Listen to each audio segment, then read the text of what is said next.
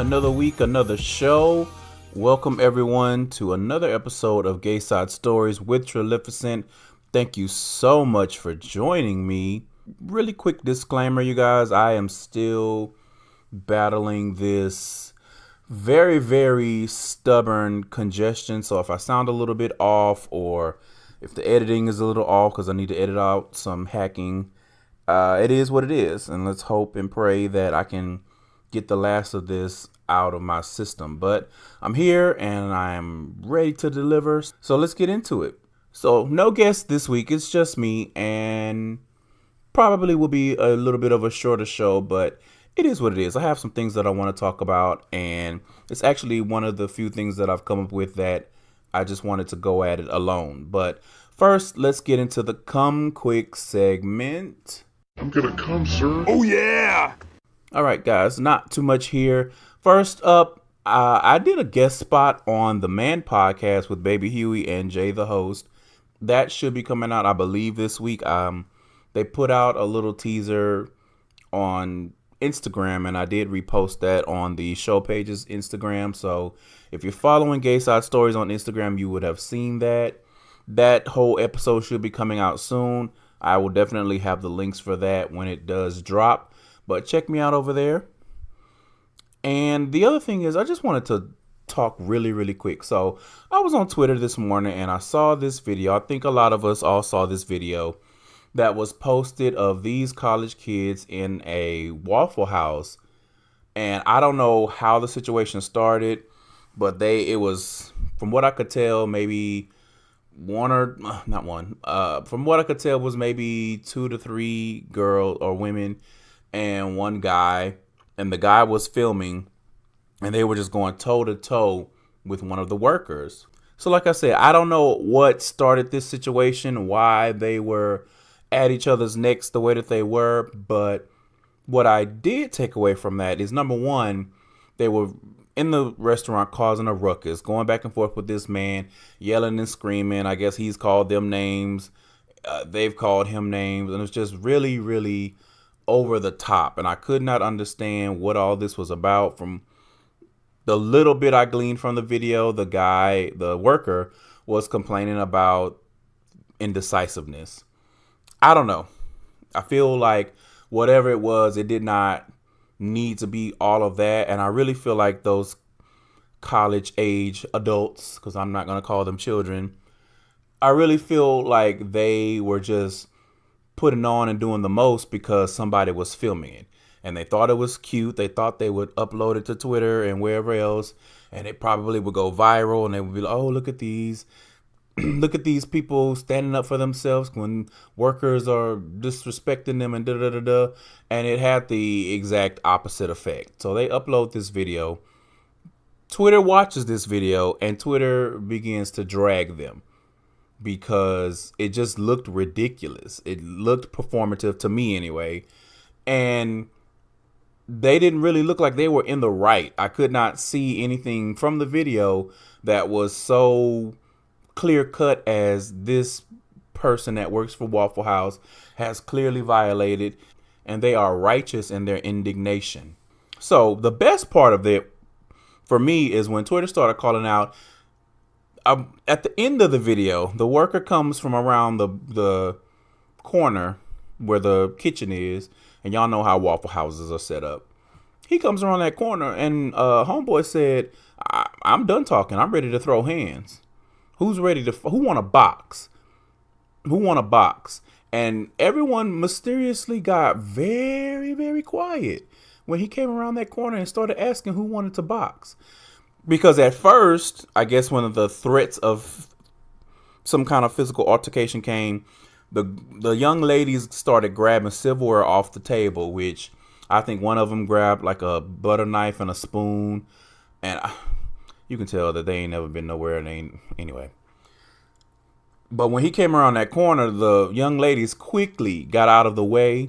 And the young man who had so much to say before that was mum. Had nothing to say. They didn't resume their tirade, because there was a part 2 that was uploaded that I didn't really watch. They did resume once he went back to the kitchen area.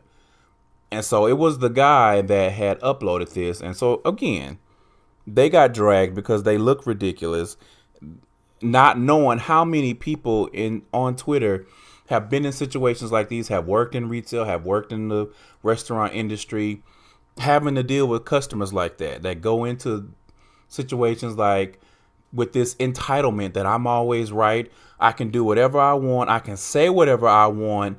And if you try to buck at me, then you're going to lose your job. Ha ha ha ha ha. Listen, as someone who has worked retail for quite a number of years, all right, in the grocery industry, let me tell you something. You're going to come across the wrong motherfucker on the wrong day, and he going to give you that right ass whooping.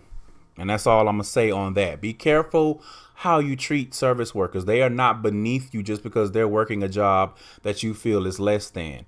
If that man was not back there cooking, how were you going to eat at Waffle House that night?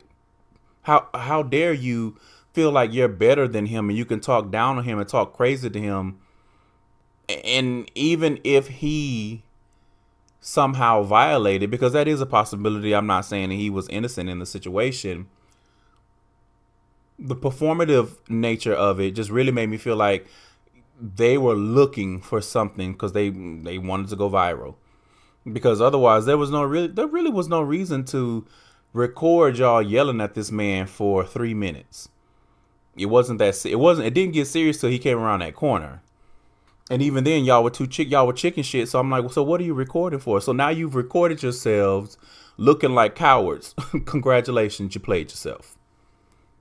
So again, treat service workers with respect. Don't treat them like they're beneath you, like they are some kind of subhuman race or something like that. Like they're human, trying to get a check, offering you a service. So the least that you can do is be nice. If you're not going to be nice, at least be neutral towards them. You don't have to be an asshole. And blessed to whoever decides to disrespect people handling their food and has to handle their financial after the fact, as in their critic. Y'all bold. Good luck, everybody. And I'll punctuate that by saying this. A tweet that I came across from an Miss Bree, MISSSBRI_ said, y'all talk shit to strangers all day, but when they want to fight, it's dead silence. Quote, I'm too grown to fight. Or quote, I make jokes all day with everyone. Learn who to play with before somebody shoots you. And I just agree. There was another meme that I posted about strangers and they're getting a little bit too familiar and doing so in a rude way. Remember that people are strangers and you don't know what their struggle is. You don't know what they're going through. You don't know how close they are to the tipping point. And you don't know how potentially much your life is in danger. So I'm just saying, when you go out into the world, when you're on Twitter, when you're at the Waffle House, when you're at the Burger King trying to have it your way, whatever it is that you do, conduct yourself in a way that, won't lead to problems. Or if you decide that you are that bad of a bitch or whatever, when the problems come, don't shuck and jive. All right. That's all I'm saying. And one more thing real quick. I see a lot of comparisons of whatever's going on with Cardi B's situation, with Beyonce's situation. And I don't know why people are doing that. These are two completely different situations, completely different women, completely different men. I don't know why people are so anxious or to bring Beyonce into situations that have nothing to do with her. Cardi B's situation is hers. And as much as we like to get on there and say everything is different, every situation is different, every relationship is different, it's very interesting to me that when it's time to make some comparisons, all of a sudden everything is the same. And then you get well, why can't we say this? Why can't we say, because Beyonce did? And it's, number one, what is this comparison? What kind of argument are you making, first of all? And what does this comparison bring to the table? is really my question, really my only question. What does this do? What kind of conversation are you furthering or are you fostering? Because I get it, they have to make comparisons. They can't let anything stand on its own. Whatever. That's a whole different rant for a whole different day. But I would challenge and say, so what's the point of you bringing that up? What's the you're asking the question, what's the difference? The difference is different people. Even if the situations are similar, and I saw something saying, oh, well, the y'all are hiding behind the argument of the length of the engagement or the length of time that they've been together. That's a cop out. Again, I say, what is the point? What point are you trying to make? Because when I hear that, and then when people explain what they think the difference in the situations are, you say it's a cop out. So what point are you trying to make? What is it?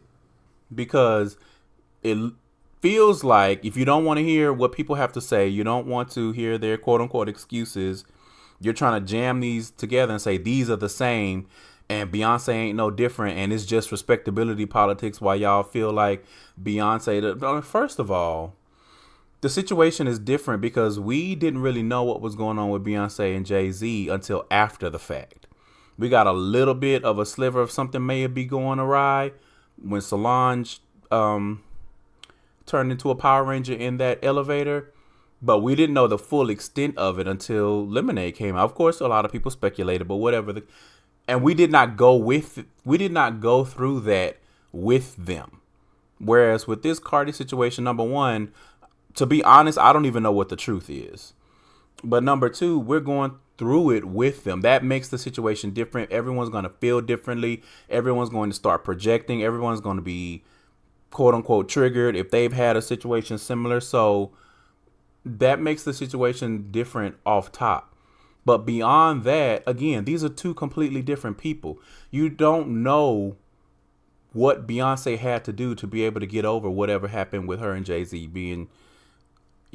You don't know. So that in itself makes the situation different. We don't know what Cardi's going through to try to get through whatever she's going through, So it's not just a blanket, oh, well, if Beyonce did it, then Cardi should do it. Or because Beyonce did it, now everyone feel like they should do it. No, you don't know you don't know her journey to get to where they are now. Because there may be a whole lot of shit that Beyonce did we'll use the same, that Cardi be like, hell no, I'm not doing that. Or vice versa. Or whatever the case may be. My point is, it's odd to me that you deal in absolutes when you don't have all of the absolute facts, I guess. And again, the comparisons, I don't understand. Why would you, again, what is the point that you're trying to make in comparing two situations of infidelity? What is the conversation? Whatever. So I just wanted to say that real quick. Now we'll switch over and let's get into the main topic for this week. So this week, I wanted to talk a little bit about spaces. Different spaces in your life. And I broke this up into 4 different pieces. The first 3, I think will apply to anyone. And the last one is specific to the LGBT community. So first, I want to talk about physical space. It's 2018, you guys, and it is so very important to protect your physical space. And when I say that, I mean to the point where you feel safe, like your physical person. Give yourself a 3-foot rule and you feel safe. And hopefully you can navigate and not have to be put into situations where you do not feel safe physically. But if you are often, hopefully that's something that you can challenge and change, because it is very, very important to feel safe. I think people discount how stressful it is when you don't feel safe. And it may be something that you kind of put on the back burner. And the example that comes to mind is women that have to walk a path wherever they're going, and they may run across catcalling and things of that nature.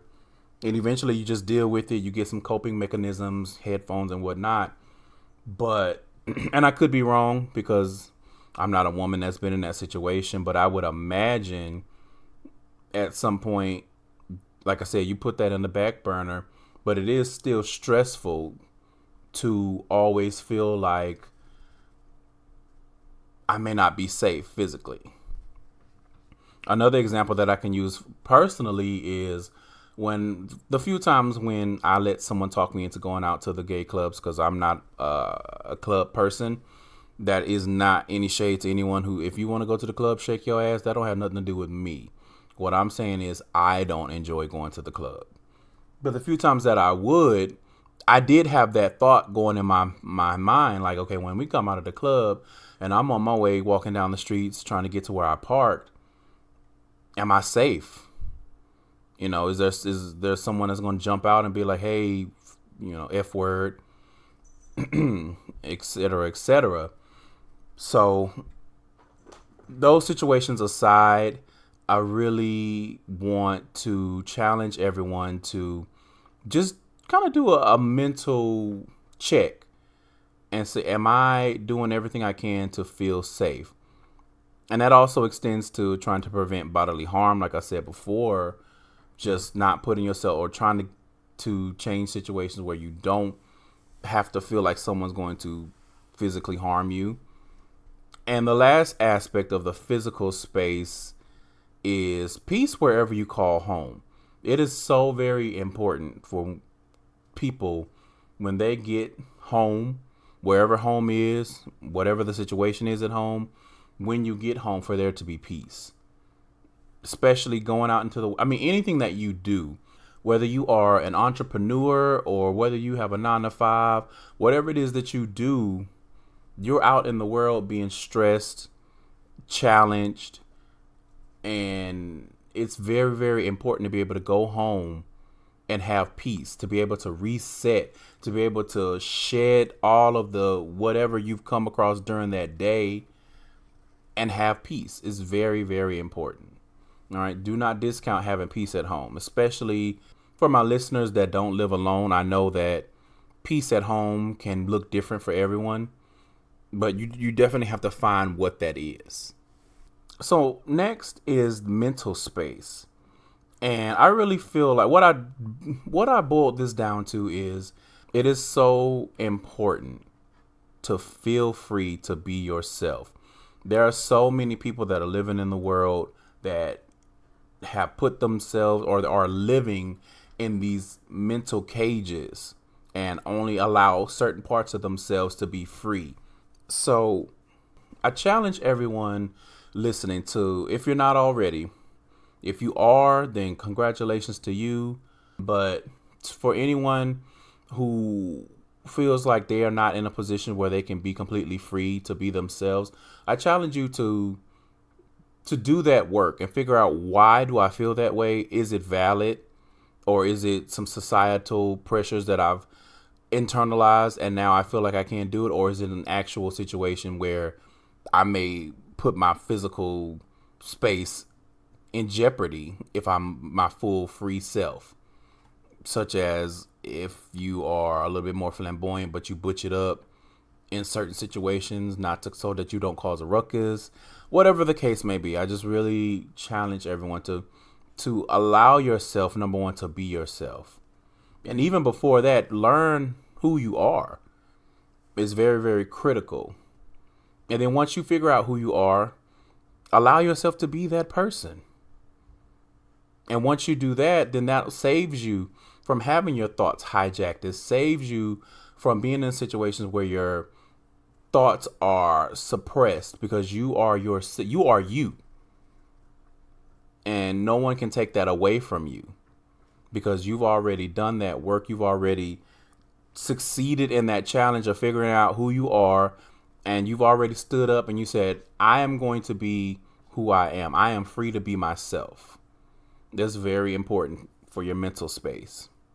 Next is emotional space. And this one is This one is a big one because people are emotional. As much as people try to act like they aren't, or try to shuck it, or try to say only certain, or not only, but try to say that certain zodiac signs are more emotional than others, or men say women are more emotional, blah, blah, blah, blah. All of that. No one is really wired that differently.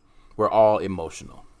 Okay. People who truly are not emotional are psychopaths. All right. Now, that's not to say that some people can't compartmentalize better than others, but we're all emotional creatures. All right. It is what it is. All right. That's how we were built. So, owning that truth is very important to protect your emotional space. And where I started on my journey with protecting my emotional space is protecting myself from being drained. And when I say protecting yourself from being drained, I mean sometimes you have to put some walls up so that things don't get to you. And that may not necessarily be other people. It may not be people coming to you, asking you questions, or dumping emotional stuff on you, or expecting you to do their emotional labor, although those are all valid. It could just be things happening in the world. The news could make you emotional. It could be emotionally draining. And sometimes you need to protect yourself from that, in addition to the other things that I mentioned. So when it comes to other people, I really feel like this is where you have to learn where, and you have to learn who deserves your energy. And not only that, but you have to reevaluate often. Because a lot of times I think we get caught up in situations where length of time is a big factor. I've been friends with this person for so long, or familial ties, this is my family, da da da da da. But you are responsible for protecting your emotional space. No one else is. No one else is going to do it. And it doesn't matter if it's family, it doesn't matter if it's a friend, whatever the case may be, you still have to be responsible for that. Now, who you're trying to protect yourself from or build boundaries with will affect your approach, obviously. You're not going to cuss out a family member unless they really, really trying it, because sometimes people take the word family and they think that means they can do whatever they want, say whatever they want. That is not the case. But you may not necessarily want to cuss your family member out. You want to find a healthier way to build those boundaries and protect yourself emotionally, versus an acquaintance who's tried you one too many times. When y'all go out for happy hour and you trying to sit down and get you some mozzarella sticks, and they done tried it again and again and again, they come dumping emotional shit on you, or whatever the case may be. That may be a situation where you say, you know what, this is not for me. I'm going to get mine to go, and I wish you the best. Good luck, everybody, is what I say. So another thing to be aware of is susceptibility to negativity. And I think the starting point on that is really doing work on yourself. Like you have to have that self-awareness so that you know what your triggers are, and you know when that negativity is coming up, and you know how it may affect you. Because some people can be positive all day, and when they get hit with some negativity, it derails them completely because they're more susceptible to it. Whereas other people may be like, oh, well, no big deal. I'm happy. Tra la la la la, Smurfs or whatever. So you really have to do that work. A lot of this in protecting your spaces is doing that work, having that self-awareness so that you know where you are and you know how to handle things. And when I say negativity is comes in a lot of different forms. It's not always something bad happening. It's not always someone talking to you crazy, or it could just be someone constantly complaining, dumping a bunch of complaints on your lap and not taking advice or not doing anything to change their situation. Negativity, it could be very insidious, and in that it's draining you and you may not even realize it. So that's why I say it's very important to do that work to do that evaluation of the spaces around you and the people around you. And last, I wanted to talk about LGBT spaces. And there is some overlap, but I wanted to make this very, very specific to the community, because your ability to be your true self and your mental health are very, very important. But there are additional factors to consider when you're LGBT. And from the way things are going, especially if you're the T in the LGBT, whatever your situation is, I want to challenge everyone in the community to get to a point where the spaces that you occupy and the spaces around you, and when I say spaces around you, I mean like your personal space, mental, emotional, etc. I want to challenge you to, if you're not already in these positions, to figure out what it's going to take to get you there. And that is so that you don't have the fear of being persecuted. It's very, very important. So it's definitely something to do.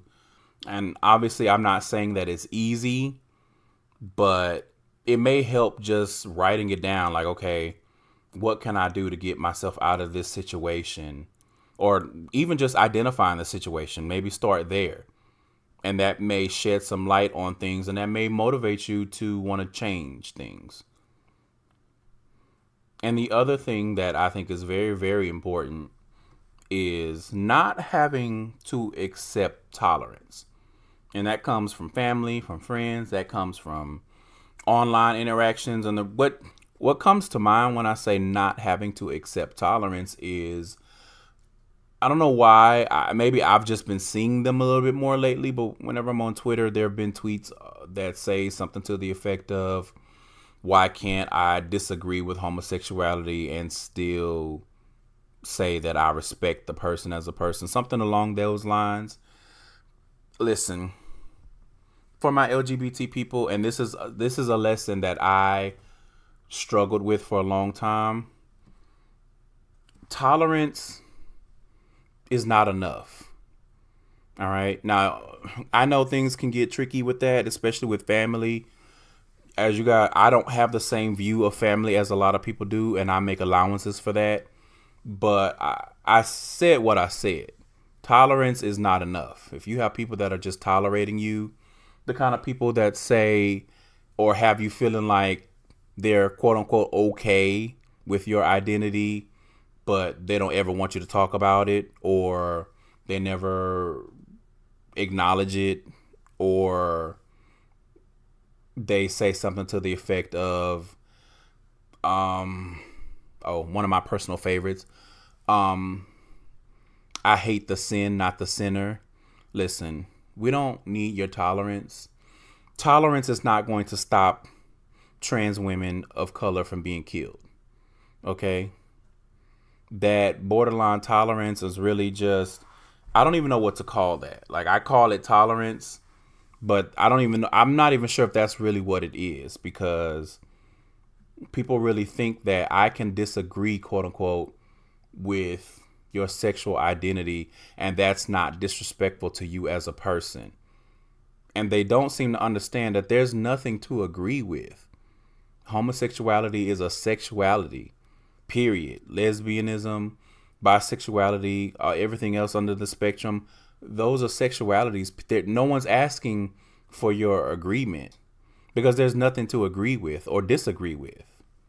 And it gets to the point where you're like, you know what, just say that you don't like that LGBT people, and I think I saw this on Twitter, and it said, just say that you don't like that LGBT people are being a little bit more accepted in society. You don't feel like it should be accepted by society. And go. Like, because what you're saying is not making sense, number one.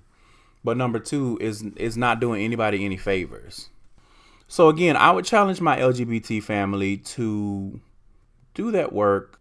Identify the things that you need to be able to be your true self. Protect your mental health. Protect your spaces. Don't go into LGBT spaces that are not safe for you. And immediately when I say that, comes to mind is usually people of color may not be as safe in more white dominant spaces. You can be mad about it if you want to. It is what it is. We know how critical race is in America and really the whole entire globe. But, the spotlight is on America right now for obvious reasons. And that really probably is just another point of the not having to fear persecution, putting yourself in a situation or trying to your best to get to a point where you do not have to have that fear. And lastly, not having to accept tolerance. I'm not saying that you have to make it a all or nothing situation with everyone in your life, but a lot of times people feel like, okay, I'm gonna throw you a bone. Like I don't fuck with that, and I don't like that gay shit. I really have a problem with my son being gay, or I'm not that comfortable working around gay people. But however it presents itself, I just want to just be very cognizant of that, because oftentimes tolerance is not enough. And I say tolerance is not enough because if some shit hits the fan and you need people to fight for you, the people that just tolerate you are not going to be the people to stand up for you. All right. Because they feel like you shouldn't have what you have already, but it's nothing they can do about it, or whatever the case may be.